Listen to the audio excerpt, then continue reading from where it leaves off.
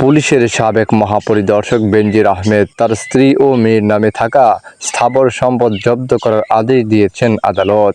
একই সঙ্গে তাদের ব্যাংক হিসাব অবরুদ্ধ করারও আদেশ দেওয়া হয়েছে। ঢাকা মহানগর আদালতের সিনিয়র স্পেশাল জজ মোহাম্মদ আশশামস জগলুল হোসেন বৃহস্পতিবার এই আদেশ দেন। আদালতের আদেশের বিষয়টি প্রথম আলোকে নিশ্চিত করেছেন দুর্নীতি দমন কমিশন দুদক আইনজীবী খুরশিদ আলম খান। তিনি রাতে মুঠোফোনে প্রথম আলোকে বলেন, বেনজির আহমেদের সম্পদ কেনার ৮৩টি দলিল জব্দ করার আদেশ দিয়েছেন আদালত।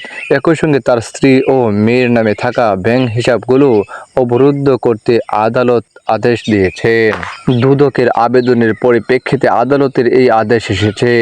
বেনজির আহমেদের সম্পদ অনুসন্ধানের অংশ হিসাবে আদালতে এই আবেদন করেছিল দুদক।